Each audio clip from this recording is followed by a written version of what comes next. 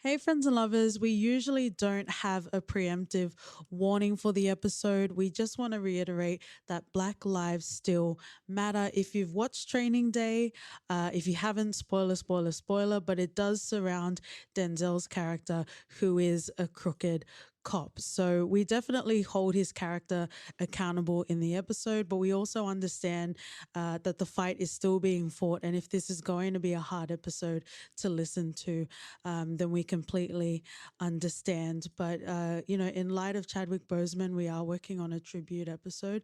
But in light of that, we definitely want to give accolades to actors that have really changed our lives and changed cinema, and we want to do it when we can as well. So join us along the journey.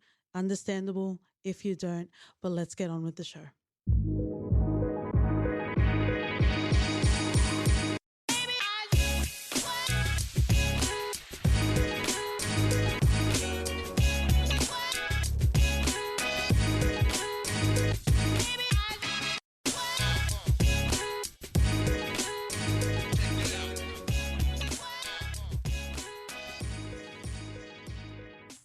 Howdy, friends and lovers. Welcome back to the For Your Reference podcast. You got your host, KT. And OT. And do you want to go to jail or do you want to go home? I want to go home. Well, this week, you need to put down your books because we are serving some street justice with Training Day this week. Mm-hmm. Ooh, hoo, hoo, hoo. Is it a classic, OT? It is a classic in my book. Oh, and your books are the most learned Mm-hmm. in all of the land. So let's dive into the stats, which is what we usually do around here.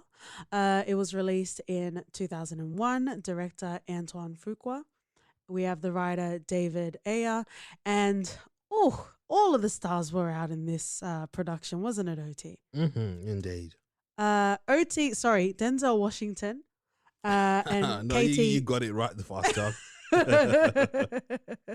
And Ethan Hawke. There was obviously quite some nice guest appearances. I spotted Macy Gray.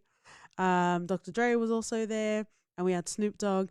Apparently Eminem was offered the role, but because of 8 Mile being in production, he had to be available for that. But that would have been a crossover with Eminem, Dr. Dre, and Snoop Dogg. Yeah. Right? Mm-hmm. Well, the world can see it, I guess, in the future.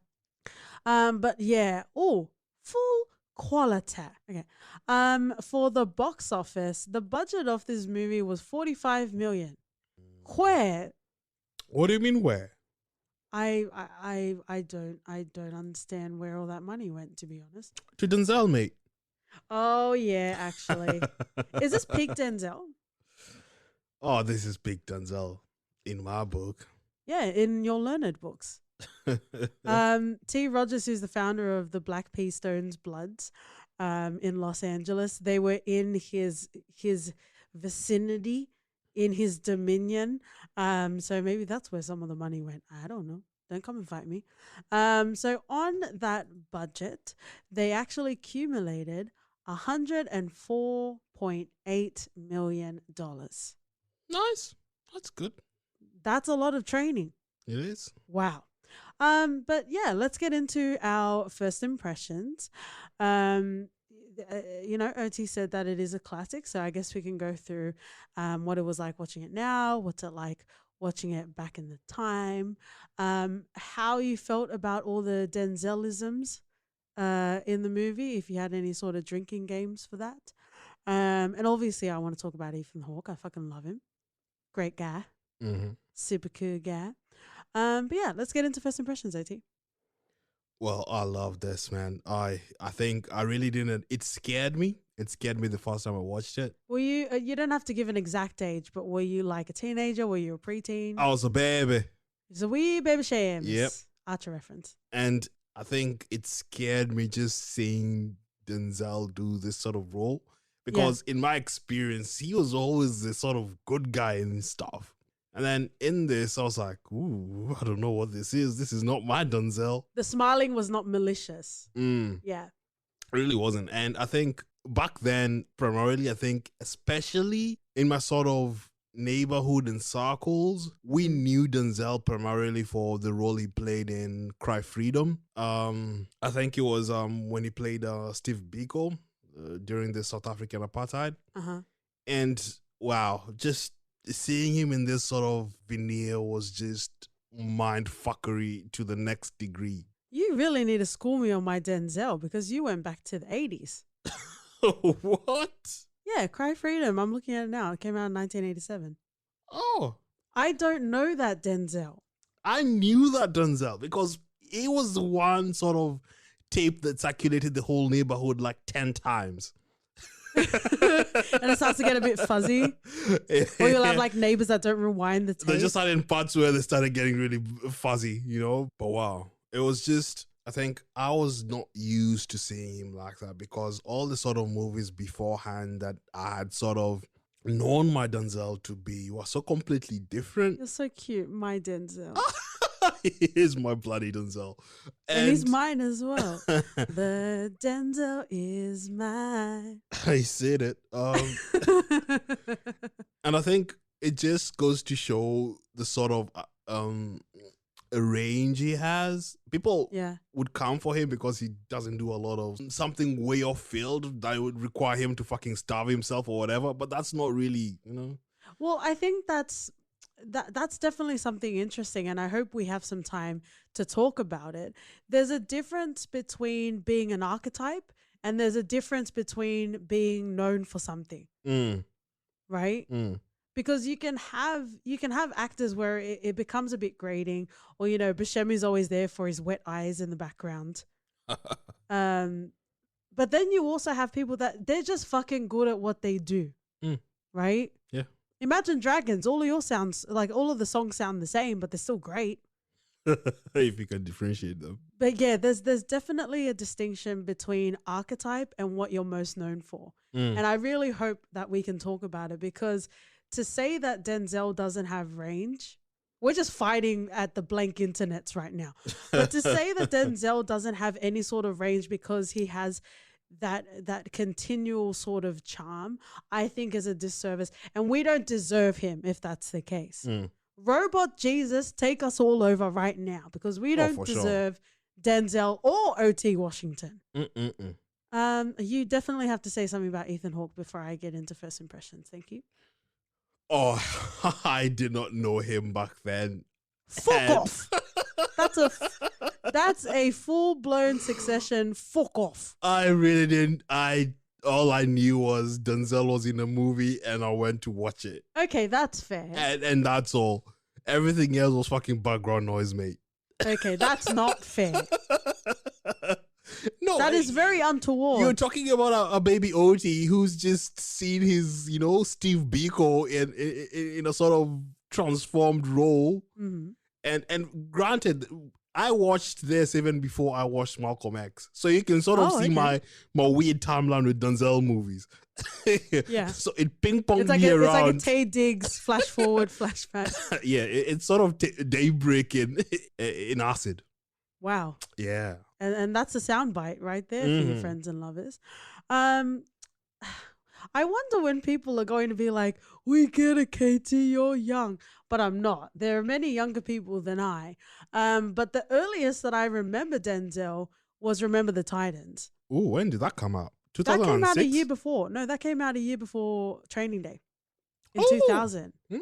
But I watched Remember the Titans maybe in like 2010. But that was my first introduction of Denzel. It was kind of, I heard the etchings. I heard in my periphery that Denzel is that guy, but I didn't get to witness that. So yeah, it's definitely still peak Denzel, but I didn't get to ride along the journey riding high. 2010, that's when he was doing what? Taking of Pelham 1, 2, 3 or some shit. It was Book of Eli, mate, your favorite movie. OT is he's very smart, but he didn't pick up the twist. It was a stupid twist. We're not spoiling it. We're not spoiling We're not spoiling the Book of Eli right now. I'm very disappointed that wasn't anyone our first. who knows what the hell I'm talking about, It's fucking ridiculous. Are you okay now? I'm okay. I've You got don't it need all. to create your subreddit. No, it's You're fine. okay. Yeah, and this is our first Denzel movie that we covered. Yeah. Yeah, so I didn't really know much about it, but I fucking love Denzel in this. And I think I did it wrong. I think I was supposed to hate him. But who the fuck? And again, you watched it when you were a kid, so I guess it makes sense, you know, that you were like a bit like on edge with Denzel. But I am a whole woman. And this whole woman really appreciated this bad boy Denzel.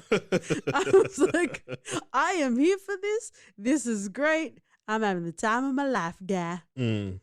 I really enjoyed it, and we're going to, you know, go into more detail and talk about the movie. But just in general, first impressions, I really enjoyed his role. I thought it was great. I was very confused why they had menacing music. Because I was cheering him on when he was doing all of the shitty things. Because everyone loves an anti-hero, but for some reason we're not supposed to like him. Oh, far out. That is just not everyone likes an anti-hero. Narcos. We weren't cheering Pablo Escobar. We were just enthralled by what the fuck was going on back then. Quietly. No, I'm talking about Narcos. I'm talking about as an entertainment vessel. Yeah, people like anti-heroes. I don't know. I wasn't cheering Escobar in that show like that. I was watching it with you. Plumo or plata? Exactly. Keep your exotic hippos to yourself, OT. Which is also what he calls me on a Friday night, but that's a story for another day. But yeah, so I didn't get to ride the peak wave of SS Denzel. As for Ethan Hawke, I fucking love him. Again, I didn't really get to see his career. I'm glad he still exists. He was the only good thing about Boyhood. Yeah. I think that's really the only commentary you'll hear from us in regards to Boyhood. I do like Patricia Arquette, but, you know, she was kind of a shitty character and a shitty mum. Anyway, let's leave the shitty mums alone for a second. Ethan Hawke was great in this. Denzel Washington, Ethan Hawke, both men exude so much charm, but completely polar opposites, right? Denzel is like, he's charismatic. He's got that smile. He'll wet all the panties, even your own. Yeah. Right? Are you confirming? Yeah. Nice. Good to know. Very well wetted. Very well wetted.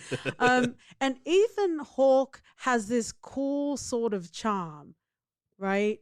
He's great. He's very accommodating as an actor. He allows other actors to live and breathe in that space. He's very generous.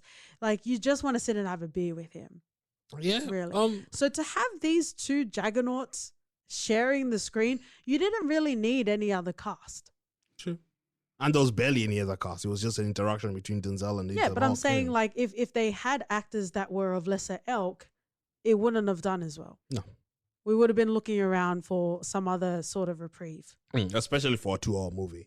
But I feel like the dynamic works really, really well. And I really enjoyed that. Are there any other general thoughts? When did you sort of get your big wet with Ethan Hawke? Because I can't really remember the sort of timeline where I got sort of introduced to his stuff. Dead Poet Society, motherfucker. That is going to be our next episode. I can't even remember him in that. It's Babyface Hawke. Oh, wow. That's my sort of mindset with him, because growing up I was just like, and then all of a sudden I like started seeing him in older stuff. I was like, oh, this guy was a thing. Yeah. He is a thing. It's amazing that he's in like blockbuster mainstream sort of movies, but you still regard him as that guy that's just like, oh yeah, he's cool. Yeah. Right? You wouldn't regard him as like a movie, like a full-on blockbuster movie star. Yeah, he's like the blockbuster Dean Winters. Oh yes, thank you. And now we're both wet. Yes, you're welcome. Now both of our panties need some replacing. Oh, we have not mentioned Dean Winters in a long time. Yeah, it was definitely due. But what a great movie. A very simple sort of premise. There are a lot of there was a lot of twists and turns. Where are we going to go in these, like in regards to the particular plot? But it wasn't really that complicated. It was enough to have a story, but then we could really focus on the dynamics between Denzel and also Ethan. Yeah. And I think rewatching it a second time, when I'm older, it sort of felt a bit too simplistic. And I guess that's one of the sort of qualms that I have with it now. But I think back then, is it a baby qualm or is it a foundational? It's a baby qualm. It still introduced me to the sort of range Denzel, and I think I'll always have that sort of fond memory of when I watched it initially. And with people who don't have that sort of frame of reference, I guess they would view this movie sort of differently. I'm watching it again. I was like, okay, the storyline's a bit too, it's quite linear, simple. Just you know what I just noticed? Ethan Hawke is actually in the movie poster. You didn't see anything behind Denzel. I fucking love you, Ethan Hawke. Hilarious. But yeah, it's just one of those things that I think rewatching it made me think sort of differently about the movie. Okay. But in the sort of totality of it, doesn't really change much for me. And because it's an experience. It's an experience. Yeah. It's an experience. It brought it was sort of nostalgic, and I really didn't get disappointed. I fully enjoyed watching this again, and probably in a few months' time, I would not mind delving in again deeper. Again. Wow, I thought it couldn't get no deeper. You said it was simplistic. Yeah, but it's watching the sort of performance that Denzel does and just elevates the movie so much for me. Yeah, like he brings more than the words on the page. Yeah, for sure. He lifts, he carries the movie to a higher echelon that it probably lays on. And for that, it just goes to show how fucking great he is. Like, if you get to witness Denzel in his element, you should be paying him to watch him. I thought he was fucking great. Like I said, I was utterly enthralled. You know, give me 10 minutes with Denzel and I would be all up in that world. Right? And we'll talk a bit about Jake's reluctance to accept that world, because I have qualms with that sort of like complications in stories. But let's start off with Alonzo. Not Mother's Milk Alonzo, but Alonzo in Training Day. Yep. The Boys reference. Go and listen to our The Boys episode. So Alonzo, as far as we understand, I guess you could call him a dirty cop. The way he set up, I guess he's dirty as they come. I am pussy whipped. No, he would be whipped by my pussy. I have no idea. Declashed. Wow. I don't know. Is that a thing? Watch out for our eyelashes line by OT. Dick lashes. Can you get like little lashes with the shape of dicks? Actually, that would be great marketing for a bachelorette party. Oh yeah. In perpetuity, we claim royalties 500%. But going back to Alonzo, it was kind of it's kind of like the metaphor of like a frog in simmering water, right? Like we started to see who Denzel presented himself to be, and then even those layers started to unfold throughout the movie. So yeah, you know he's a bit off. He doesn't do things by the book. He's smart enough not to record any sort of logs that might get him caught up in the future.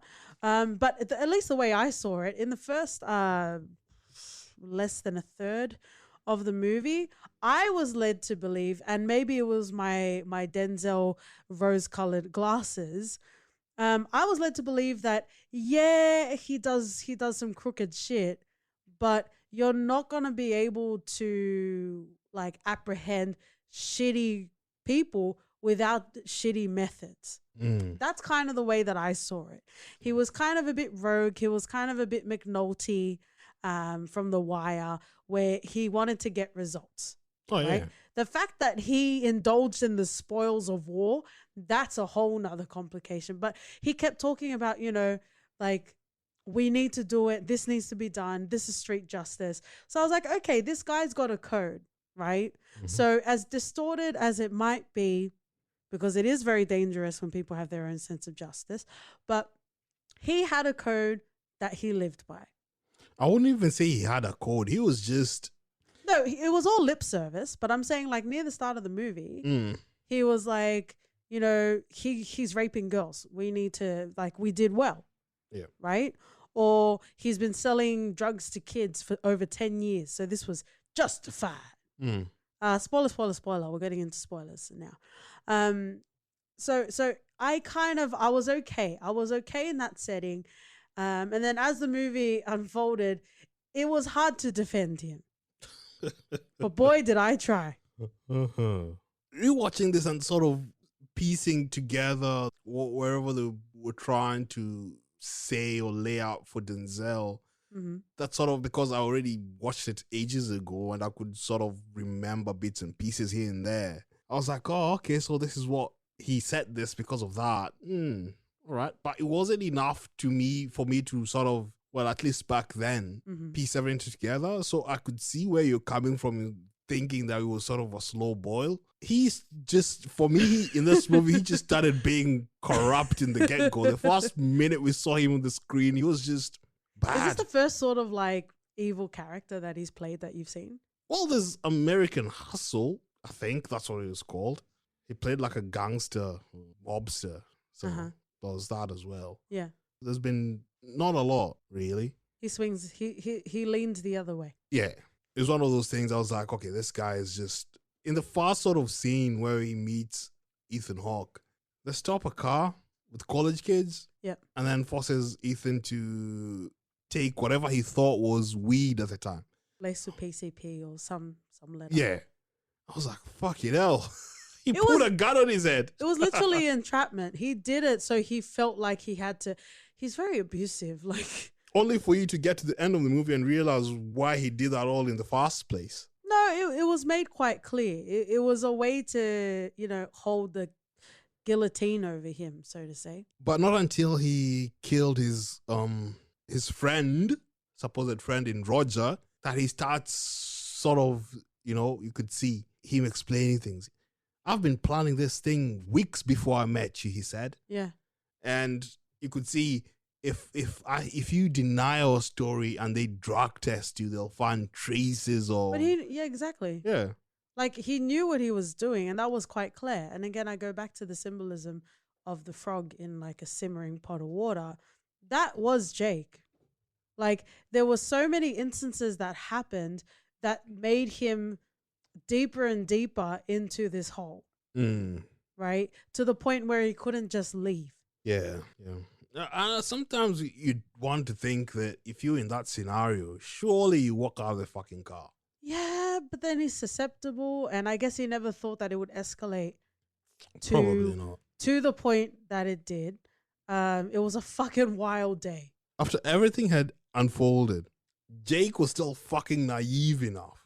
Oh, yes. To still believe that Alonzo had his best interest. Oh, yes. And to follow him into some fucking another location, and then he's gonna take a shit, and then just leave him there with a couple of rough-looking guys. Yeah. Oh, bloody hell, man. It was kind of on the nose. Like, throughout the whole movie, they kept drawing parallels on how Jake is very similar to Alonzo. I think that was just to play to the comeuppance at the end of the movie that we'll come to.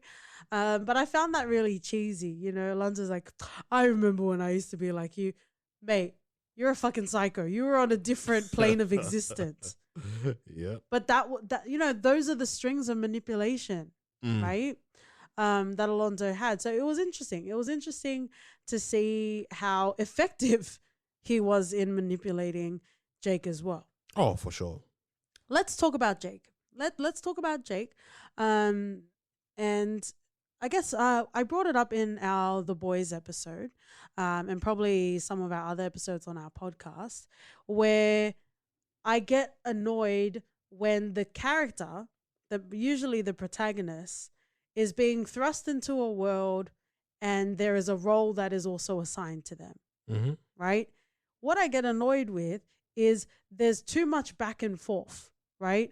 us as viewers, we get it and we're ready to move on to the next sequence. But you keep getting examples and resistance from that particular character, right?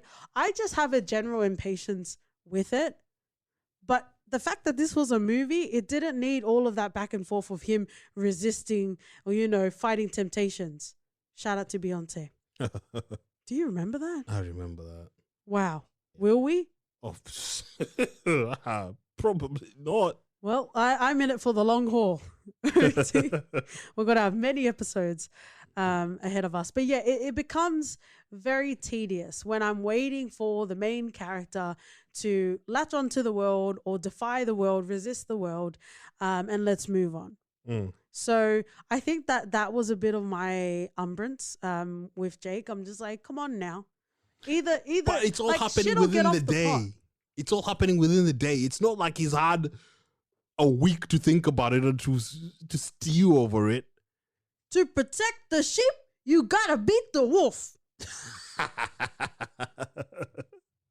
You know, this is the same sort of opposite qualms we had with Queen and Slim. When Queen was too quick to jump into the bandwagon, I was like, mate, no one would ever fucking react. Not a lot of people would fucking react like that. Come on now. Simmer down. I thought Queen and Slim was our Voldemort. Yeah, probably. But to be fair, I actually didn't mind that Queen accepted and she pretty much popped off. Nah, there has to be some sort of resistance. Otherwise, what the fuck, mate? It's like you're waiting for this moment to happen. Yeah, but the runtime of Queen and Slim is probably longer than Training Day. So you have time for that nonsense, like that back and forth. I personally don't care for it. Right? Yeah. We have Alonso that's super evil, but even more charming. That's objective. That's definitely objective. And then you have Jake, who really just wants to get in and get the job done. He does have a lot of idealistic tendencies of how the system works. In our Godfather episode, we also noted to that as well. Yeah, stupid K. Stupid K, thinking that politicians don't run around and get dirty for their political campaigns. Like, he needed to open his eyes. Oh, yeah. Alonso took it a bit too much further than he needed to go, but he needed to understand that crime is fucking grimy. Especially for him wanting to become a detective, you know? Yeah. And the sort of wild view you get from, you know, once you've just finished college, you go out there fresh eye thinking that you're gonna conquer the world, and then life just smacks you right back down with, and then you're like, oh fuck, you know? It has to happen. And I think for him, it was realistic for me at least to see him struggling with the decisions, especially when he had such high expectations for himself. Yeah. And what he wanted to achieve. He wanted to become a detective. You know, it wasn't about the money. It wasn't about whatever else sort of. But this wasn't like wherever Fargo is set. This was like in California, and they went to so many different like neighborhoods that were prominent with gangs, right? So this wasn't going to be some easy sort of ride into becoming a detective. Yeah, well, then you're going to get Alonso promising you he's going to make you detective every single scene. Ride with the kid. Ride with me. I'm going to make you a detective. Yeah, you would. And that also comes to many quotable quotes that Alonso has is, it's not what you know, it's what you can prove. Oh, yeah. You know who Alonso is? Alonso is that relative that you have that can that will quote the Bible, but they completely take it out of context. If you can't even try and take it out of context. Yeah. Jesus said dessert was not for Sundays. That's just a sad insight to my life. Well, you can quote the Bible to suit whichever purpose you need, and like whatever excuse you need, you can find a verse for it. Yes, the internet is the Bible of the modern age. Oh, for sure. Do you genuinely, because this is an interesting sort of thing. You have Alonso who, he is a leader. By all definitions, he is a leader. Quality, I guess is to be determined by the reviewer. But he was definitely a leader. A lot of the times when you have people that are leaders, they know how to get shit out of people. Mm. Usually it's a one-sided sort of affair, Yeah. right? So the question I have is, Alonso, do you think that he sniffed his own fumes, or do you think that he was playing a vibrato to get what he wanted? Oh, he was high on his own fumes. He was fucking unhinged, wasn't he? Oh yeah, he had gone way beyond the recommended level of badness, if there even is one. He was baptized in the rivers of Alonso. Oh bloody hell! To be in a neighborhood of what majority black people, Yeah. and for them to want to see him die just because of how much they fucking hate his guts, Yeah. that just tells you a lot. You must be really fucking bad for that to happen. Right? Yeah. It's interesting. We can definitely talk more about Alonso, but since you brought up the final scene, let's talk a bit about that. Mm. So, it's not the most sinkiest of your teethiest sort of scripts. It literally is on the surface. Yeah. A lot of the depth is brought in by the acting, not necessarily the writing. Mm-hmm. But in any case, it's very effective. We understand the dynamic. Jake is literally on training day, roll credits. Mm-hmm. And Alonso is taking him along for the ride, slowly simmering, seeing how far Jake can accept this life. Yeah. Because at every checkpoint, he was given an out, right? Also, he was meant to believe you. Well, those yeah, are out. it was it was very abusive. The first one was one of the first ones was when he was beating up the two crackheads Mm. that were trying to rape the young girl, and he even thought, oh, maybe it's fine. Let me bash them, right? Mm. So he was okay with that, but with each continuing circumstance, he was like, nah, fam, like. This ain't for me, blood. Like, Yeah. no, this is too much. This is too far. This goes past any sort of what is right. Mm. Yeah. And I think one of the squad members was like, "Oh, someone wasn't sleeping in ethics class." Is that an insult? What the fuck was that? Ridiculous. So we have this sort of dynamic. Will he? Won't he? Fill the role of Alonso, right? And then as the movie continues, it becomes quite clear that no, he's not going to fill the role of Alonso. When you watched it for the first time, did you think that Jake was going to be killed by Cliff Curtis? Also, shout out to Cliff Curtis, our neighbor from across the ocean. Oh yeah, I thought he was be done for. I'd even forgotten the scene where he'd rescued the girl from being raped. Yeah, And then, full circle, callback, and apparently they're related. And that saves him in that situation where he doesn't get killed.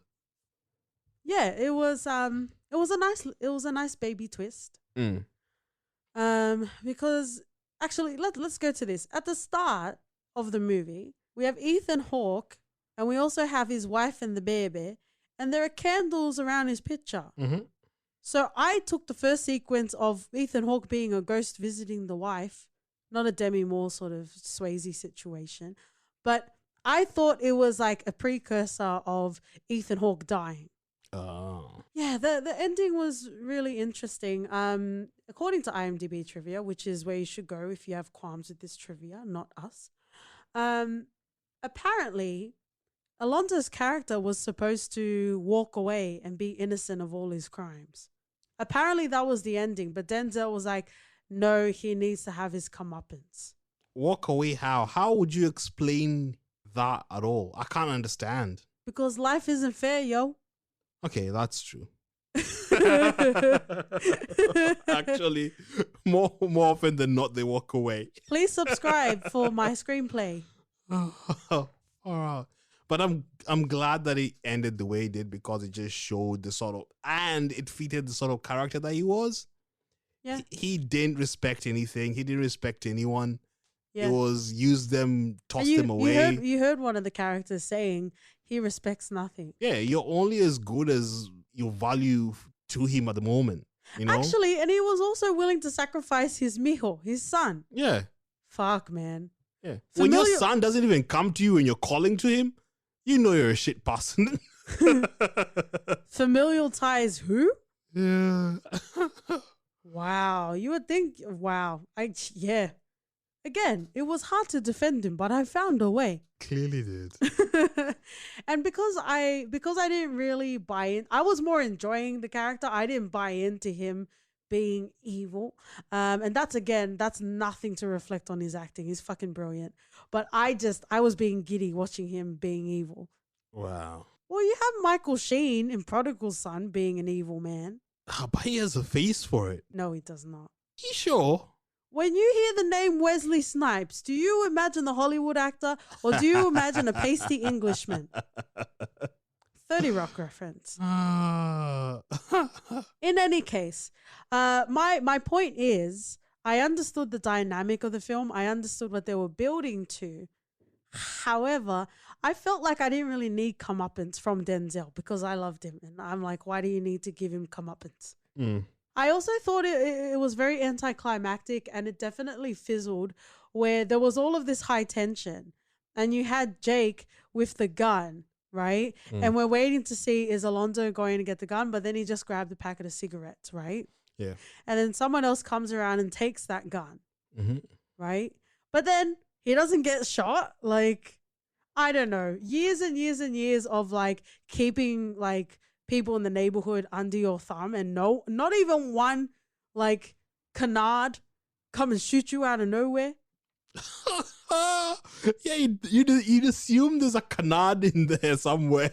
Yeah, that's a spoiler, but we won't say what for. Just not ruin your experience. There's also this thing where I think by him just rumbling and talking, it was so loathful, and just people just felt sorry for him. Like there's no fucking You reckon? use. I felt like he just talked himself out of. People are like, no, this fool, mate. Just let him be. He's too pathetic. Really? He's just too pathetic. Just let him be. And that's why people started walking away, because he doesn't even deserve the But fucking this was bullet. your one chance. This was your one chance to kill him. No, they already knew about apparently everyone knew about the Russian thing. It's been overlaying the sort of movie How? the whole time. Everyone knew he had screwed up with the Russians and they were looking for him. And if he didn't pay that money before midnight, then he's gone. So let them do the dirty work. Why bother yourself? I guess so. Yeah. So what? He was a dead man walking. There's no point in even lifting your finger to do that yourself. I don't know. It's rare. It's rare for my opinion to be skewed in regards to a character because of how much I love the actor. But I guess that's what happened in this film. I guess that's what happens when you don't keep me distracted with proper writing.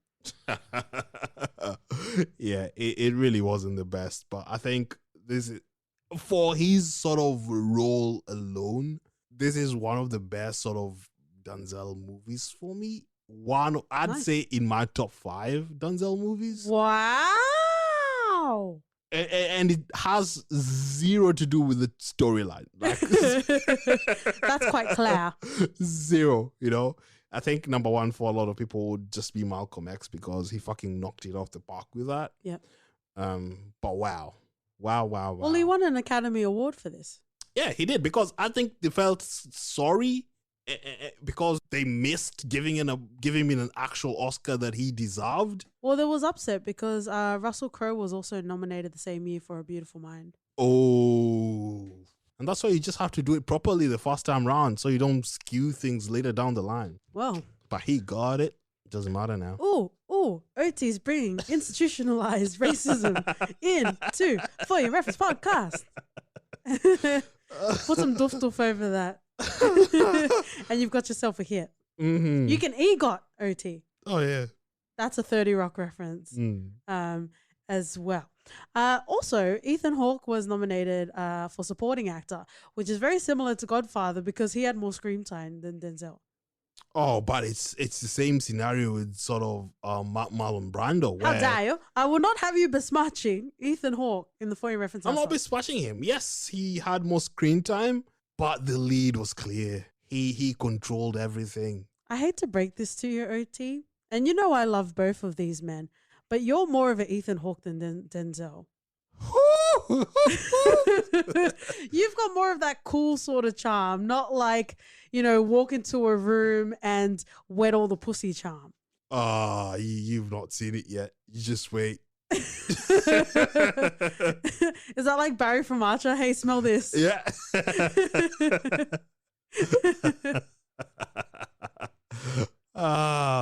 Oh my God. Oh, but Ethan Hawke is great. Come on. Yeah, he's really good.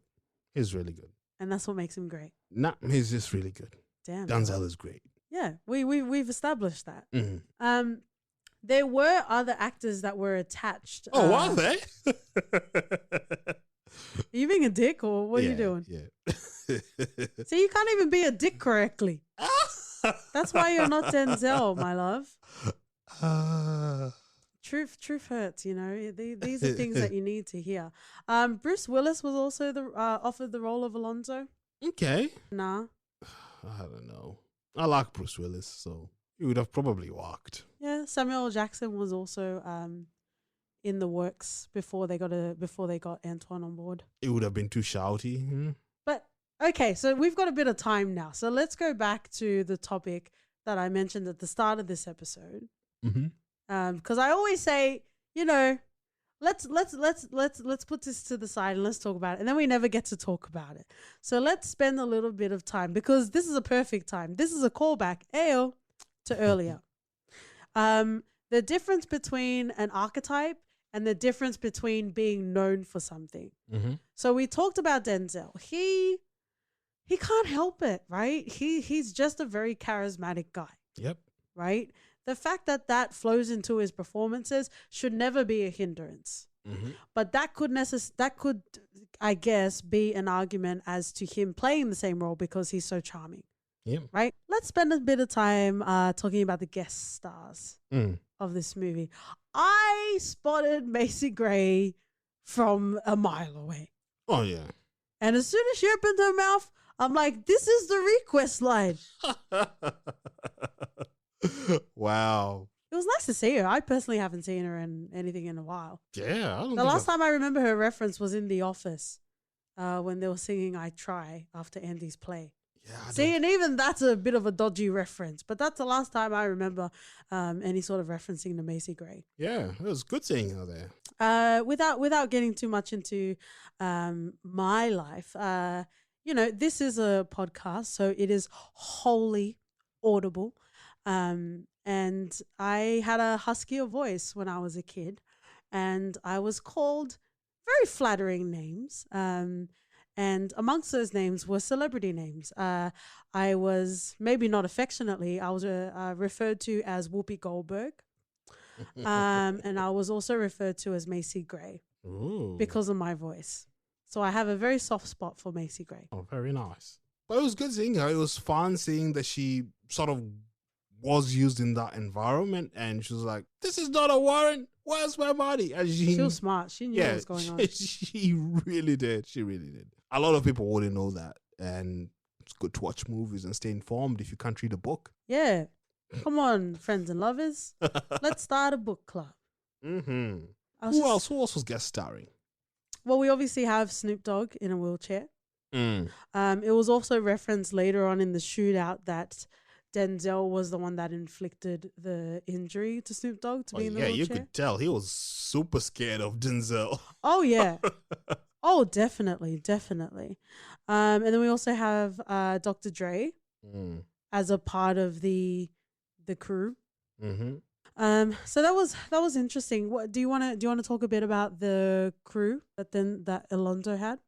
It seemed like they were just bad from the get-go altogether. They seem like they've done a lot of bad shit. Oh yeah, totally. They didn't even flinch when Alonzo killed Roger. It was just like, oh, just another day. Oh, it's better him than me, right? True. And they got a big payday. Even the cop buddy who was shot and was just bleeding out, the Brett of the group. I swear to God, Brett. If you continue bleeding on the carpet. But wow, it was crazy seeing just how they all interacted. I wouldn't trust them at all. I would not turn my back to them. Right? That's how much dodgy those guys looked. Oh yeah, you wouldn't want to be stabbed from the back or the front, rather. Yeah, you wouldn't want to be stabbed from either side, to be honest. What was the term that Cliff Curtis and his buddies were saying? Something about pushing shit or something? Oh, pushing shit up the ass. I'm glad that I heard a Oz sort of phrase outside of Oz. Mm-hmm. Adebisi's gotta come now, you know. I think without any sort of experience, I think it kind of felt a bit surface level in regards to the interactions of the neighborhood. I feel like we didn't really get to see a lot of, because it was all just easy, airy, fairy, and that's all, and that's how you're going, right? So it was interesting, but again, it was enough for the story to continue along. Yeah. There wasn't really any sort of unanswered questions, but it wasn't necessarily fleshed out for context either. No, it wasn't. Yep. I think a lot of the time, at least in my opinion, Alonzo was like kind of like a rogue vigilante that did things because that's how you got results. But then we start to see that that's not necessarily the case. And the fact that he sacrificed Jake, and then when he came back to Eva Mendez's house, he was like, it was a test. It was a test. You passed the test. But it's just interesting because I guess you have characters like that will continue to give you lip service in order to survive. Oh, yeah. He knew he had no chance of surviving in that moment. The fact that Jake made it out and he had put the hit on Jake, he knew that, like, Alonzo knew that there was no way that he was going, well, spoiler, he did get let out alive. But you know what I mean? Like, Jake was there to kill him. But he still kept trying to spin the web. You know, he's like, what are you going to do? They're going to test you for drugs and blah, blah, blah. Like, he just kept going. Yep. Kind of admirable. He kept clawing at it. It was unhinged at that point. Oh, I think one of the most, one of the funniest things he said while watching this. All the time. When Jake had shot Denzel in the ass. Tell us, enlighten our listeners. Oh, yes. Yes. With your conspiracy theory. Pull up your sleeves and drop your trousers because I'm going to hold a whammy on you. I don't know if this is a thing, and if it's a thing, it's KT and OT from the For Your Reference podcast in 2020. This is the third instance where I've witnessed on a TV show or a movie a black man getting shot in the ass. For those playing at home, the most obvious one would be Martin Lawrence's the fake Mike Lowry. It's Mike Lowry. Mike Lowry in Bad Boys 2, getting shot in the ass. Second one is obviously Alonzo in Training Day. And for all of those playing at home, the third one is Wayne Brady, of all people, in 30 Rock. Getting shot at an award show where LL Cool J was the host and his name was Ridiculous. It's a thing. I'm going to start my own YouTube thread. Good. It makes such a great viewing, wouldn't it? Yes. I'm conducting very important research. So if you have any contributions to black men or anyone getting shot in the ass, I can broaden the categories. Yeah.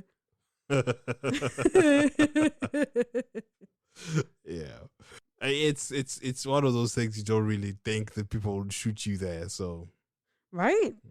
Let's finish off with some other characters. I did give a little bit of a shout out to Cliff Curtis. I do wonder if anyone was offended with his accent, like a Latino sort of accent, in this movie. I wonder, but it's definitely not as bad as Carl Urban in The Boys. He's Kiwi, right? Yeah. Ah, yeah. Through and through. Wrong throw, eh? Wow. Oh, can I not do that? I must give you credit though, because your New Zealand accent is different to your Australian accent. Oh yeah, mate. You reckon? Fair dinkum. Where's real OT? I wonder.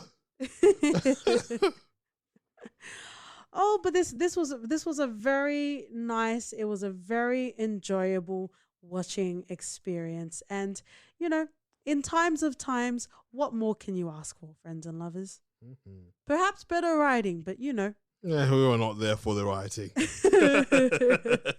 we were literally there for Denzel. All right, let's move into the closing segment, which we call For Your Reference. OT. Oh, I would reference American Gangster, where Denzel Yes. plays Frank Lucas, and he's pretty much a bad guy who Russell Crowe tries to take him down. So, as a cop. So, that was sort of interesting. We've already seen Denzel as a bad guy in Training Day. Why not our father in American Gangster? Oh, are they fighting round the world? Fighting around the world. That's a South Taga! Park. Taga! Mhm. That's a South Park reference. And if you want to see Denzel in his best ever role All right. in one of the best movies ever made Oh.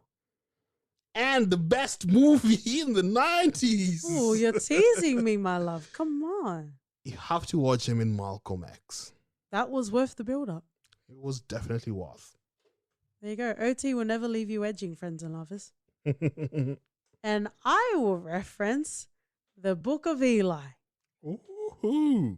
Brilliant Denzel performance, solid writing. It's great, sink your teeth in, and it's definitely rewatchable where you can go back and be like, oh, I'm OT and I didn't realize an overwhelming twist in the movie. But I'm gonna put on this vibrato. Oh, wow. You know where else I put your vibrato, OT? Why you gotta put my vibrato? On Twitter and Instagram if you're nasty, for your ref pod. And you can write us an email at hello@fypodcast.com. We're also on Apple Podcasts, guys. Train yourself. Obey yourself. All right. And we'll see you guys next week. See ya. Bye.